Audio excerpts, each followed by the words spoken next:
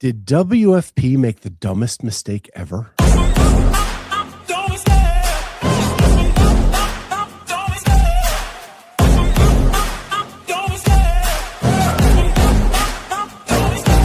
love the chase and the hunt, and I set the pace when I'm running. I always take what I want and I always give it 100. Don't need a bank, no I'm funded. Play the game like it's nothing. I'm always thankful for something. Don't take for granted, stay humble. Now wake up! It's time to look at the enemy. Look in the mirror if he is no friend to me. It's not working out, maybe it's the chemistry. It's time to break up so I can make a better me.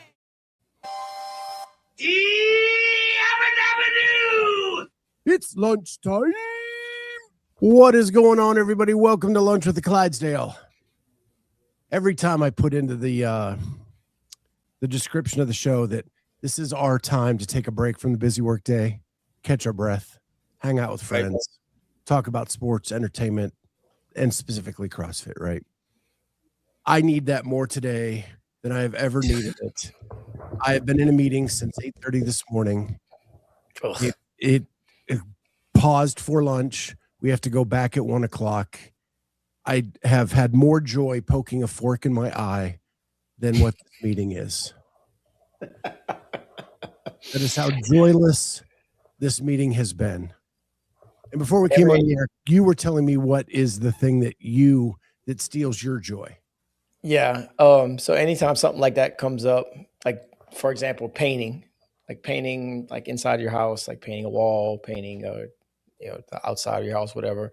I hate it. I had a real bad experience when I was 19 years old and I hated it. So I always say I would rather nail my feet to the floor with a ball peen hammer and bad aim than doing whatever that it absolutely is. When I told you I had a funny anecdote for that, and that is, so my house, my wife, her degree is in interior design. And so she loves to design things. She loves to change things up. Like right now, I'm changing out all the outlet covers in my house to a more decorative version because she's just tired of the color. And so, so when she wants a wall painted, like I'll run an errand and I'll come back and there will be paint supplies out everywhere and a wall that has like 3 strokes of paint on it. And I'm like, what happened here? She goes, well, I started. And I was like, F it. I'm not going to, I just need a break. And that drives me bananas. So then I'm like, all right.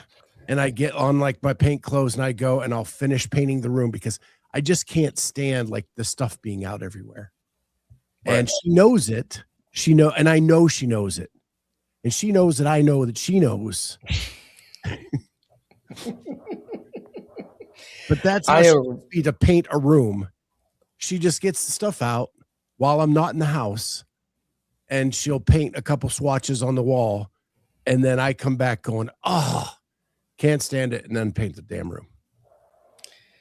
Yeah, my wife informed me the other day that she wants to paint the inside of the garage, and then like put one of the coatings down on the floor and whatnot because she's been doing most of her workouts from home.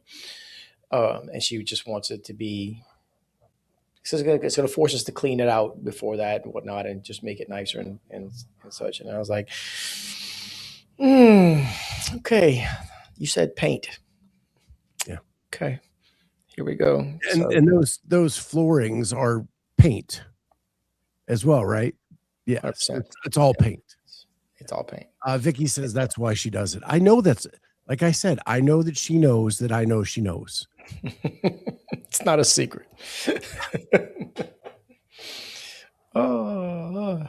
Well, and then like one time I had to work on a Saturday and I come home and my kitchen is repainted in the sloppiest, half-assed way possible. And I spent the whole evening cleaning up the edges.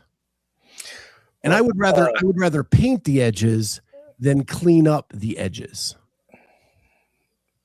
So it's that old how do you get out of doing the dishes like forever?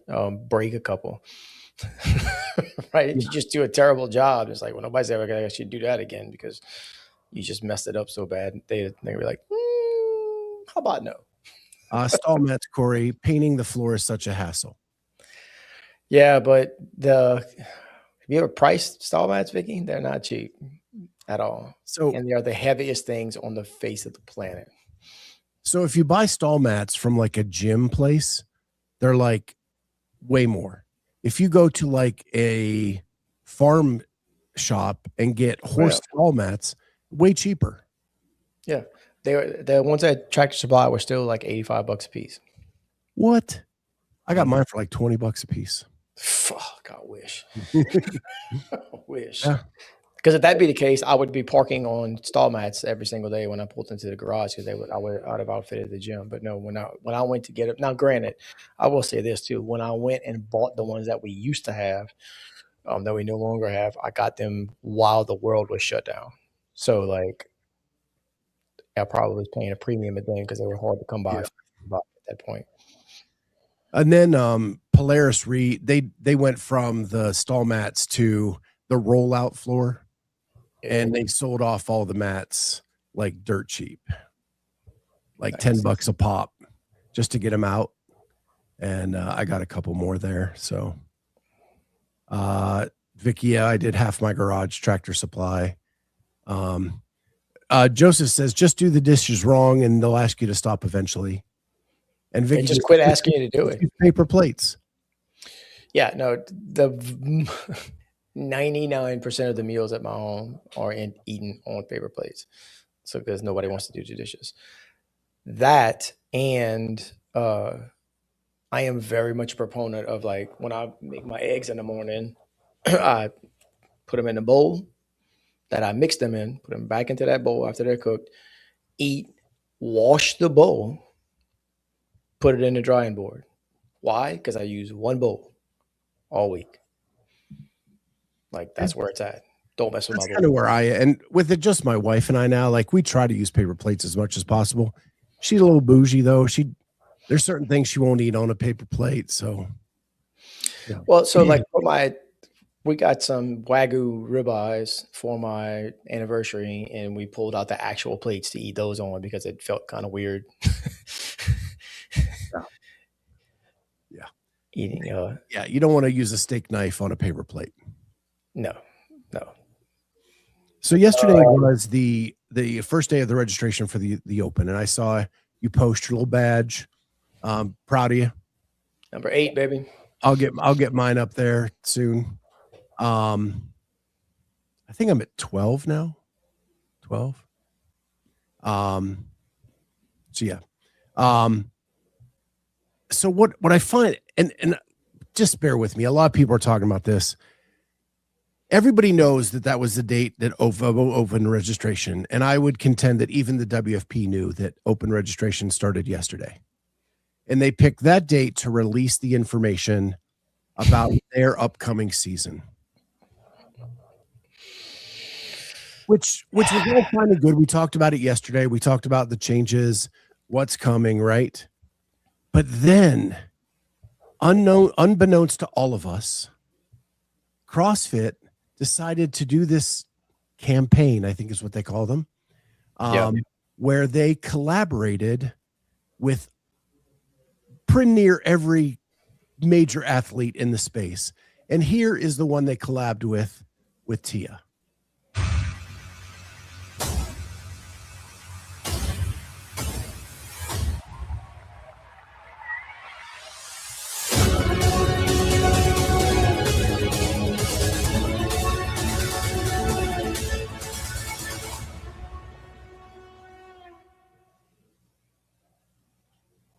Freaking awesome. Yeah. Right. It has an action item at the end. Register now at games.crossfit.com. It is showing not just Tia on the competition floor, but in her gym preparing for it. The first one I saw was our very own Carolyn Prevost. They collaborated with her as well. And they made individual reels for every athlete. So they were personalized for each one, which was freaking awesome. So if you're the WFP and you decide, hey, I'm going to come in and we're going to make our announcement on this day, And then the whole Instagram social media world is flooded with all of your favorite athletes. And might I say, the major athletes that the WFP wants to showcase at their events, not only posting about doing the open, but collaborating with CrossFit HQ in the process about here I come, signing up, proving it here. Flexing on them. That's what it feels like, right? CrossFit didn't have to say a word. And they couldn't have planned this, right? It was a happy accident because they had to prepare all those reels well in advance. And Carolyn told me they sent them out to her a day or two before and just said, do not release it until the day of registration. What a freaking coup that this campaign had become accidentally, right? Because nobody's paying attention to what the WFP is doing when all of your favorite athletes are putting these out and you're watching, ooh, how'd they change it up for Dallin? Ooh, how'd they change it up for Emma? Ooh, how'd they change it up for XYZ, right? Even if you didn't want to, because they're just there and everybody's reposting them, which makes them show up in your feed that much more. And they're on everybody's stories.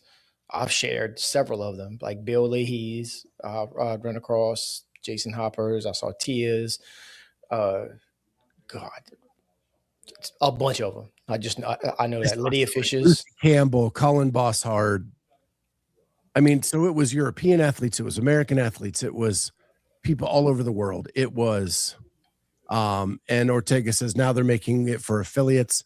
Yeah, they have one with Hopper at the beginning where the proving it here is just average Joe CrossFitters, which is pretty cool too.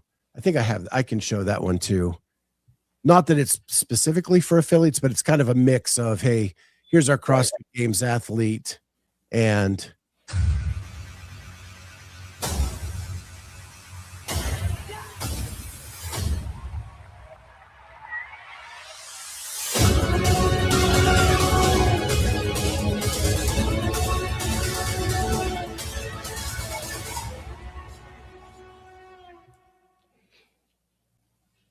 so, I mean, those are so good, dude.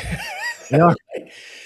Like I want to send CrossFit a bill for the wall I'm fixing to go run through after watching 3 or 4 of them in a row. I mean, that's absurd. They're absurdly well done. Like you said, it's punchy, it's brief, it's got an action item.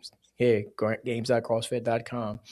And the thing Ortega's talking about is that if you're an affiliate owner, you can respond to them, send them what they're asking for, and they will make one of those for you with your affiliate logo on it, and then send it back to you and have it back to you before, I think they said February the 5th. Like, if affiliates don't fill out that form, it's a miss. Yeah, I didn't even know that part. So that's really cool development that you can send in your logo and they'll make one for you. That's freaking awesome. yeah, Well, and what a brilliant move for CrossFit, because it's going to touch all these people that don't necessarily follow CrossFit or CrossFit Games. If you make it for the affiliates, it's going to go out to every affiliate. And if you're a gym member, you're following your own gym's Instagram account, right? Or Facebook account or whatever. And you're going to hit people that you don't normally hit. Yeah. Because they're going to share it, right? Your members are probably going to share it. They're going to share it to their story, to other people that don't know, oh yeah, no, I know Corey does CrossFit, whatever at this place, but whoa, is this what they actually do? This looks cool. I mean, that's a home run. I feel like that's a home run. Yeah. And so many kudos to CrossFit. I think this is the best thing to come out of the media department since COVID.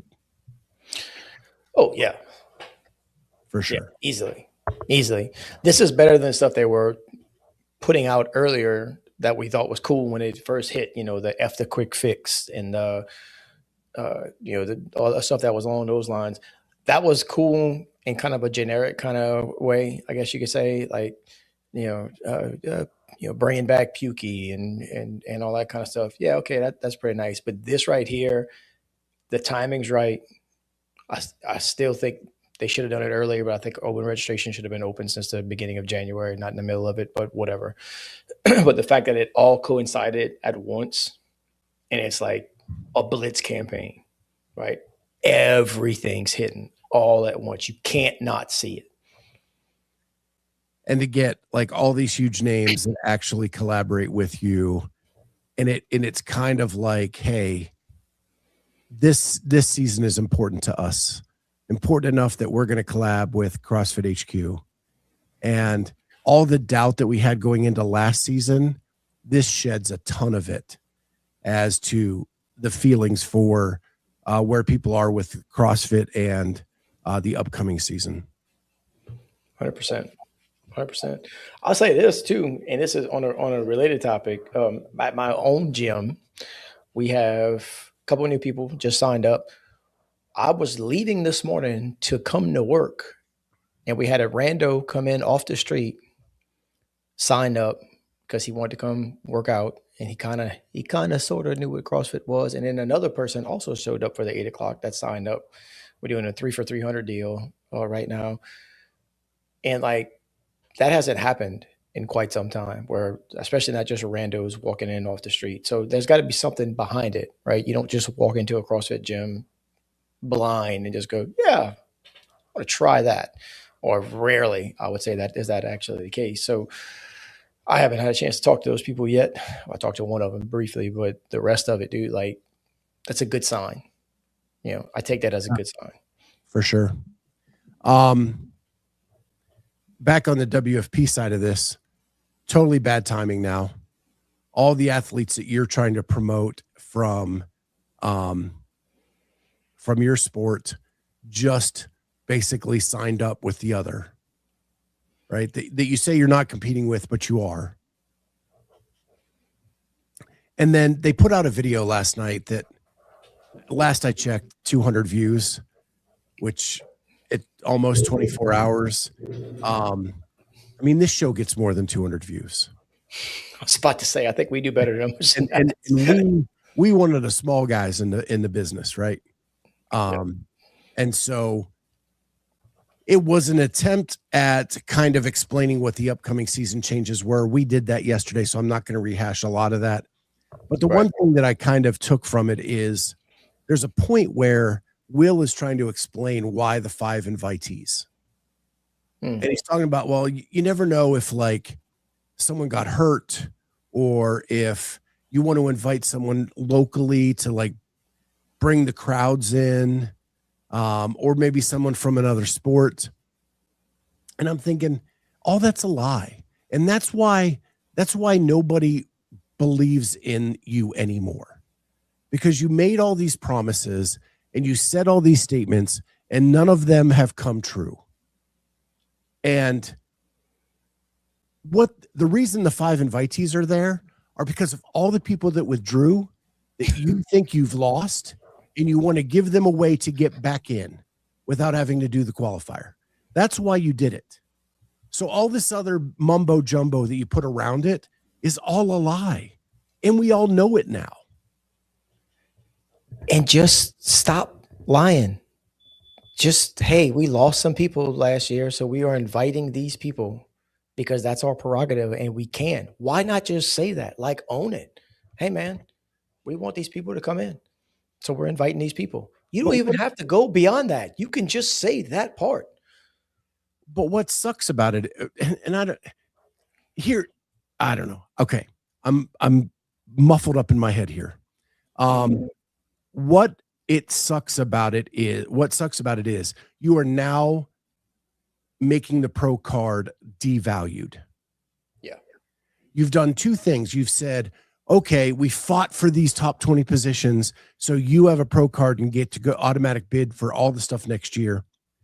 And then you said, but first tour step next year, all the 10 of you that fought for it and didn't make it, we're going to let you in too. And then, we're going to keep these 5 spots open for those people who decided not to join us in Copenhagen, but we still really want you to come play with us So if you decide to, we'll let you in without a qualifier.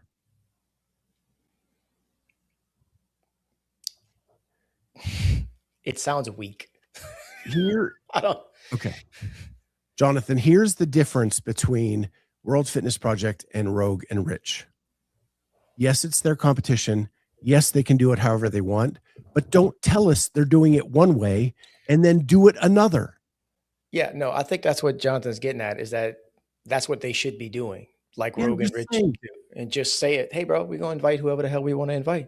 It's our competition. Instead of going, well, we want to leave it for this, and but no, like we know that's bullshit.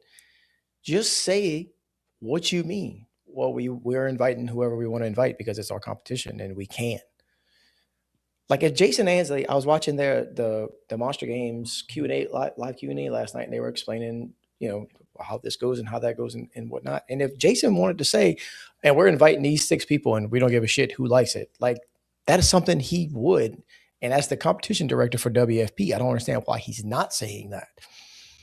To just come out and say, hey, bro, like he doesn't strike me as the type of person to say those kinds of things.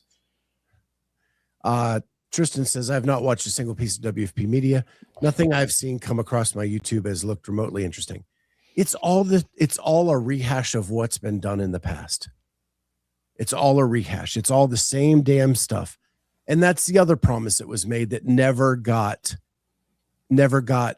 changed. The other thing, they are so inside their own bubble. By having this podcast, I guess yesterday, and having Brian Friend be the interviewer, he works for them. He's inside the circle. No follow-up questions are ever asked. And I was having a conversation with someone around the space yesterday that, like, the delusional mirror that these people are using right now and thinking that what they're doing is right, and I don't even understand it, right? Like the self-confidence that delusional mirror gives them is insane. Yeah. And I'm going to finish just on this little piece. I was watching Spin last night, going to bed, and they ended on some stuff about Hiller's piece on scarcity and then there's all this stuff out there available to them. And then they brought up Tyler's combine thing. And then I thought about Hiller's redo of the WFP season. That's what we need. We need like something different that shows off these athletes and makes it fun for us to watch, other than the same thruster pull-up workout over and over and over again. Right. And I thought about like American Ninja Warrior. It's a fun show that I like to watch in the summer. I don't have to pay attention to it. It can just kind of be on, and I watch it, and it's fun, and people do crazy ass shit on that. And they end their season with a skills competition, not another race, because we've already seen the race, right? They do like, who can lache the farthest? Who can salmon ladder the highest? Who can, all these things where then they get to show these like superhuman feats. And that's fun because it's different than what we just watched all summer. We need to find those types of things. Like, I think Wodapalooza SoCal has done an awesome job of like creating an event that is very different than what we just watched. Yeah, I'd agree with that. And they brought up the 3-person teams at Wodapalooza too, that's very different. And that's one of the reasons they're very popular, is it gives the athletes something to do other than compete individually, hang out with friends, and the spectators get to watch something different than we've seen all time. And as opposed to the individual competitions, the 3-person thing at Wodapalooza looks fun. They look like they're having fun for the most part, right? I mean, you're still working, they're still suffering. Obviously, it still hurts, but it's always funner. I mean, my favorite class to coach and my favorite class to usually jump into at my is on Saturdays whenever we have a 2 or 3 person team, because it's fun to do. right? And And everybody shits on. pushing harder because you don't want to let anybody down. So, not this past year, but year before that, I did beach brawl, and I did the individual on Saturday and the team on Sunday. And at some point, probably the day before I got over there, I found out that I made it, like I qualified for Legends. So I was over the moon, right? And was going to do the max lift, and one of the guys that's on my team, who's also basically one of my coaches, was sitting there yelling at me about, oh, just focus, blah, blah, whatever. And I did my lift. I put the barbell down. I looked at him. I said, Bernard, I don't give a shit about this right now. I said, tomorrow, whenever we're on the same team, I will. But right now, I just made Legends. I don't give a damn about this right now. Like, I'm just out here having fun, getting warmed up and getting ready for tomorrow. And it's because I didn't want to let anybody down. Like, I wasn't pushing super hard, trying to do anything crazy or outside of my limits, pushing my limits too far, because I knew the next day I got 3 other people that are depending on me to be at, be the best that I possibly could be. Ortega says, Scott, I'm not always a contrarian. I know. Sometimes I get in these like modes of like, I don't like what I'm seeing, so that now I'm in fight mode, and I don't mean to take it out on you. Wayne says it'd be bad look if Hopper and DB get invites and win the season without a contract. Yeah. But it would be entertaining. Vicky says Physical 100 is awesome. And Ultimate Beastmaster. I tried to watch Ultimate Beastmaster first season, and I got through a little bit, but I couldn't get through it all. I don't like the mass eliminations. So I'm old enough that if you say Beastmaster, I think of the movie with Mark, whatever that dude's name was, whenever he was in charge of all. I have no idea what Ultimate Beastmaster is.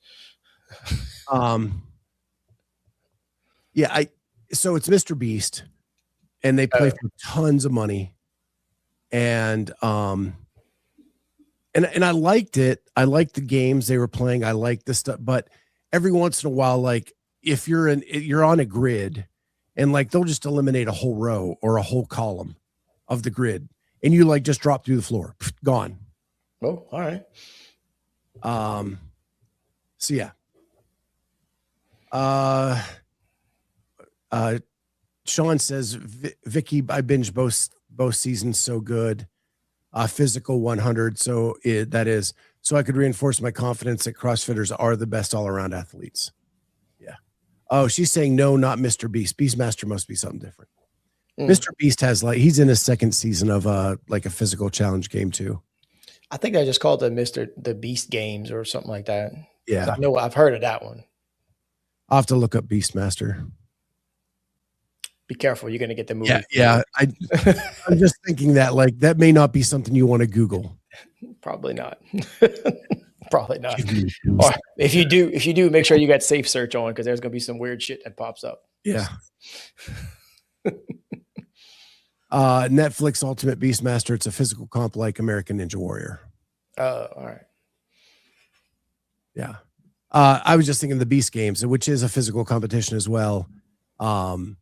But it's, yeah. Corey, you made my husband laugh with the movie reference. Corey watched them all. I did. This isn't even like a thing, but now that I'm older, right? My mom is older. My in-laws are older. They call a lot. I check in on my mom like every day now, just because she lives alone and all of that kind of stuff. But we sat down to watch The Running Man, and I was so excited because you were saying it was closer to the Stephen King book than the original. Yep. Every time I get into the movie, one of our parents calls or my daughter calls. And then we have to stop. Yeah. So I am like, it's back like when I had a 2-year-old where I'd watch and then they wake up from the nap and you're like, shit, now I got to take care of the baby. Pause. Oh, dude, my son was home last night, and that's what we were talking about, the trailers for for Doomsday that are like the little teaser trays that are all dropping. So we were talking about that, like what's coming up and whatnot, and the fact that we didn't have to go sit through Avatar to watch the trailers because that was our original plan. And then I said the new season of it's the one based on the video game that's on Amazon. Anyway, Fallout? yeah. So the new season of Fallout's out. I said, but I haven't been able to had a chance to watch it yet because my 8-year-old insists on being attached to me every time I sit on the couch. So, but I'm super excited about that. Yeah, I was telling my wife, Walter Goggins is everywhere now. That dude is all over the place. Every Walmart commercial, Goggins goggles, whatever for the website thing, and then he's on White Lotus. He's on Fallout. Gosh, he's in every damn show. He's really good in Fallout. Like, I really, really like him in Fallout. I haven't dove in because I have a bad relationship with that video game. I got lost in the desert for a long time, getting eaten by coyotes. So just had a hard time. Yeah. So, but I think I'll check it out at some point. It's good, dude. It's really, really good. I have no idea about the video game, but the series it was fun to watch. The video game's cool. It's like post-nuclear. And the last one I played was 4. You're in Boston. You can actually go into like Fenway Park and look through the rubble and like stuff like that. But if you get lost, there's these radioactive wolves, I guess they are, in the desert, and they attack you. And the problem is if you die and your last save was with very little life, you're just in an infinite loop of death. That's terrible. Yeah, that sounds terrible. So anyway, what else do I have? Betting. Did you see the news this morning? I did not. So all week I've been talking about like anything that makes like watching sports you more invested makes it better. And I think one of the things is sports betting makes sports you more invested in watching because you put $2 on this game and you want it to turn out the way you bet, right? Well, it was announced that 20 college basketball players are now being charged with point saving because betting is so prominent now. Yeah. And so my question to you is, I do think like if you brought some sports betting to CrossFit, it would make people more invested because people will bet on anything. And it's so made for betting on things and prop bets and all that kind of stuff, right? But is it worth the risk? Because this year alone, we've had one of the last 4 months, we've had the NBA bust players for fixing prop bets. We've had Major League Baseball fine pitchers that were fixing prop bets. And now we have 20 NCAA Division I basketball players being charged with point shaving. And that's just now. That's not the stuff that's on, because there's a whole 30 for 30s about people doing that stuff. I think it's a slippery slope, man. I really, really do. I don't gamble at all. Like talking about, I might buy a Powerball ticket if it gets up to $1 billion again. Like that's literally where we're at. I don't fault anybody for doing it. I mean, you want to light your money on fire, go for it. I really don't care. But I think it's a real slippery slope because of that. Because in our sport, it'd be a lot easier to do as far as the fixing is concerned, because you can slow down. That's really all you got to do. Well, or only put, what's the line? Oh, they say I'm going to snatch 300. Well, I'm a bet the under because I'm going to go ahead and snatch 297. Well, here's where it fails, and we, because of technology, you find the cheaters faster. Because like in the NBA, when the guy said his prop bet that he was going to get the over under was 6 points in the game, and he gets hurt in the first quarter, so he doesn't even play the full game, doesn't get the points. But so many people bet the under on it that it tipped off the algorithm that said, no way is this a real bet. People knew ahead of time, and so they dumped the money on that bet. And that's how they're catching these people now, because of technology. and it's legal now, right? So they can actually run these algorithms. Back in the day of, hey, I got to go find my bookie at the 7-Eleven so I can like place a bet on something. He wasn't running any algorithms. No, not at all. They were actually setting lines. Right. So I'm a guy that like puts in $25 at the beginning of the football season, and I'll occasionally throw a bet, right? Just for fun. And I max out at that for the year. And at the end of this season, I had $24 left in my account. Easy, Scott. Right? I know, crazy. So like first week of the playoffs, I said, all right, I'm going to bet on every game that's not the Bears or the Steelers. The games I'm not invested in, I'm going to put $2.50 on the line and see. And I went 4 for 4. So now I have $37 in my account. But it made me watch the other games more intently because I wanted to see if my 250 was going to turn into 475. I might make enough to buy 2 cans of C4 whenever I stop at the gas station instead of 1.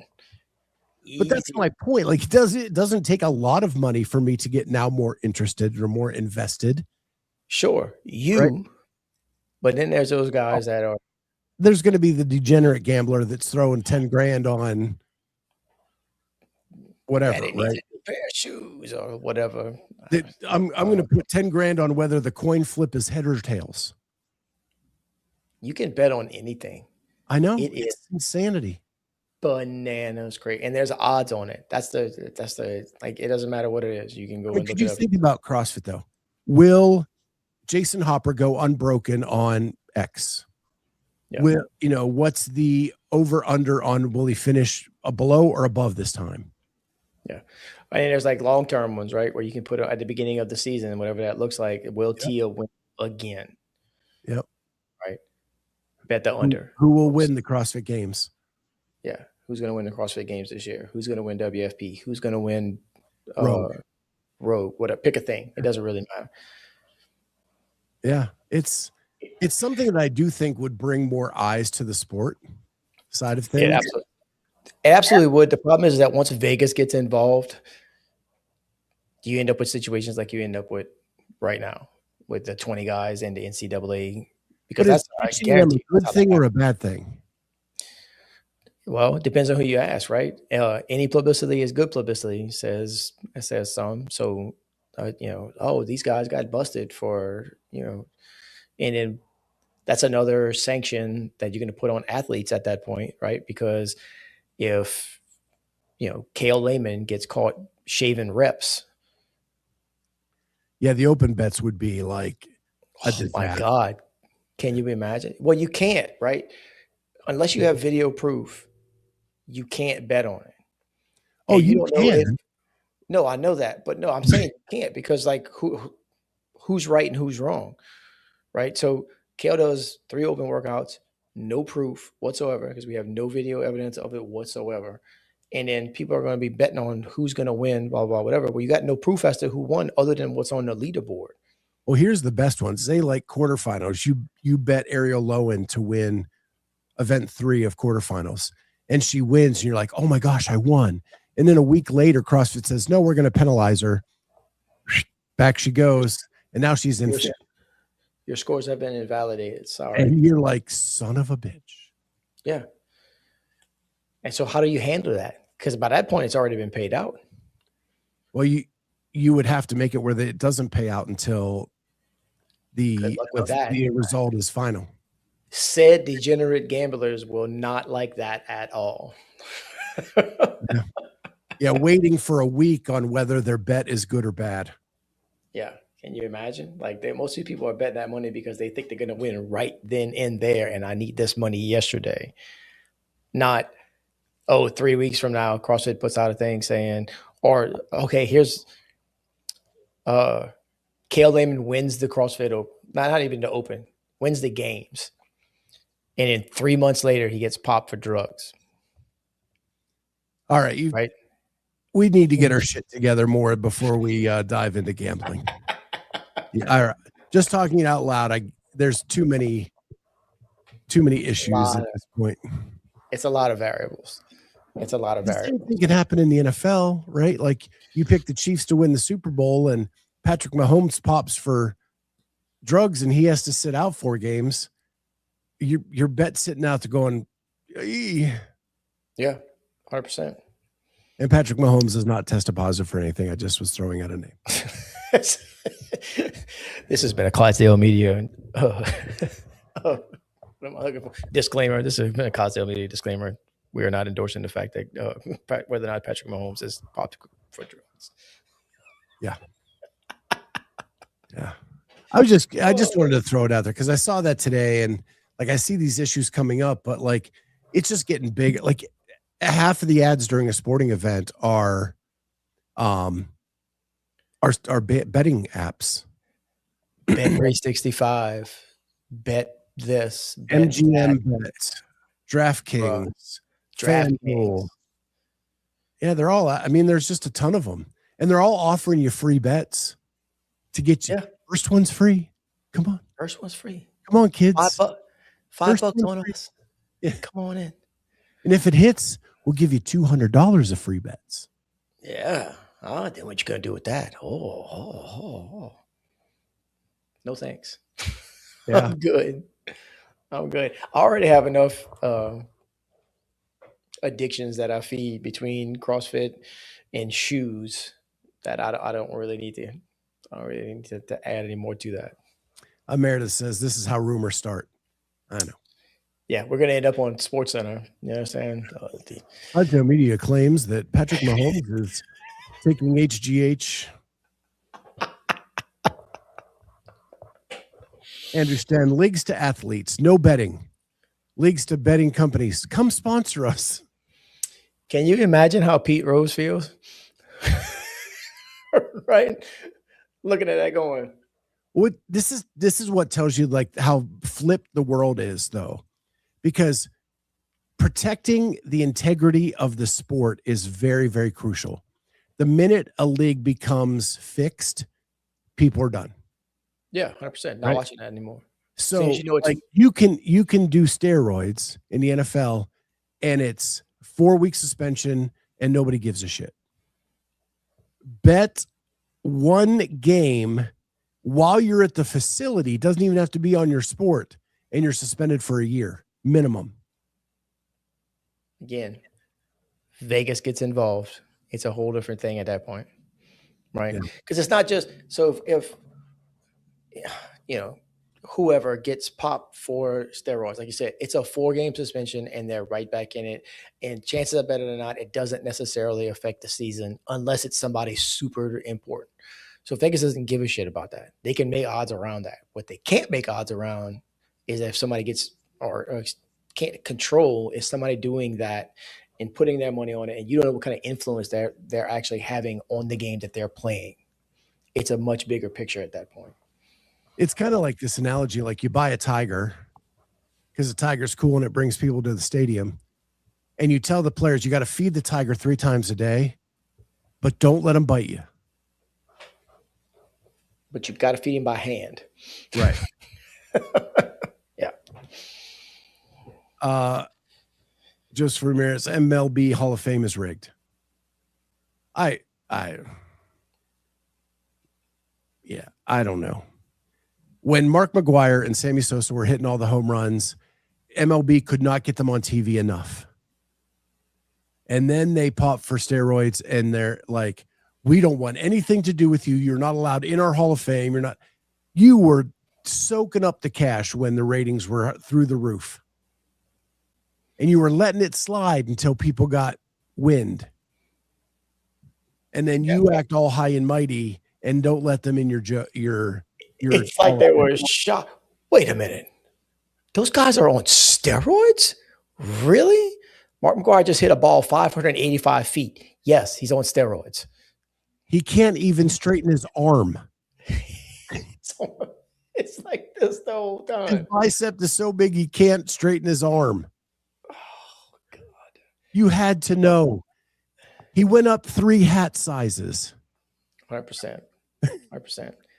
Look at him from when he started his career to when he got popped, and it's not hard to figure out. Like, you don't need to be a rocket surgeon. Yeah, all of them. Bonds, Sosa, McGuire, Clemens, all of them. I think they should all be in the Hall of Fame. I watch baseball more then than I do now. 100%. Daniel Tosh had a bit. That's probably one of the funniest things I've ever heard regarding is that I want all my professional athletes to be on steroids. Let's see what they can really do. Yeah, there's a great Saturday Night Live skit about the steroid games. Yeah, juice them up.